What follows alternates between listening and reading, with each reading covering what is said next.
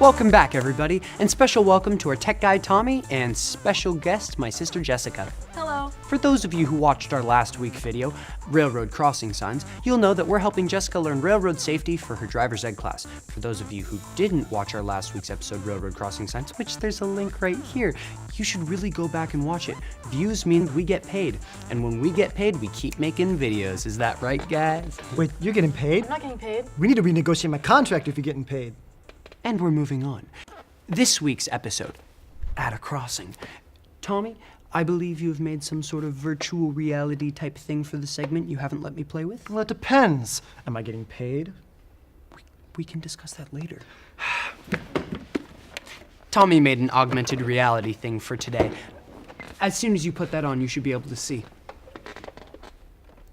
Whoa. You should see an X with 2 R's on either side, painted on the pavement, followed by a painted stop line. If it's a gravel road, you should stop at least 15 feet from the tracks. You'll also see some lights under the crossbuck. Those flashing red lights warn drivers of an approaching train. Even if you can't see a train, if the lights are flashing and the bells are ringing, that means one is on its way. If there's gates at the crossing, then those will also lower at that time. Only cross the tracks once the lights stop flashing and the bells stop ringing, and the gates go all the way up. Never drive around a lowered gate or across the track while the lights are flashing and the bells are ringing. Why is there a dragon? Why is there a dragon, Tommy? The dragon's there to remind you that there might be another train coming from a different direction. Huh?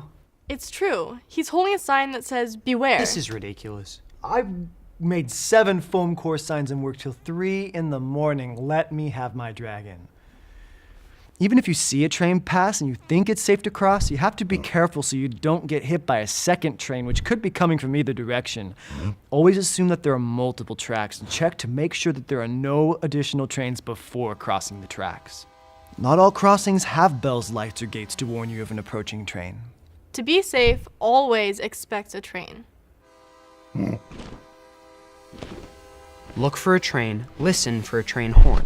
If it's clear, proceed. If you see or hear any signs of a train, wait. Once a train is passed, look in both directions again and listen for a horn from another train. If all is clear, proceed across the tracks.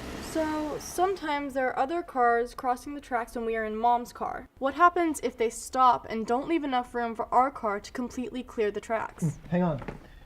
I wrote a program for everything we're talking about today, just in case. That is so cool. You should only go across the tracks if you can completely clear the crossing. Just remember this saying, if you don't fit, don't commit. Well, that's it for now, folks. I hope you've learned something today. I've learned never to let people set up visual aids you can't see before you test them on camera. You might ask, why don't you just edit out the dragon? Well, that's because Tommy edits the episodes, and I'm sure he's gonna leave it in. Yep. You've picked Ryan's brain. Like, comment, share, subscribe, and we'll see you next time.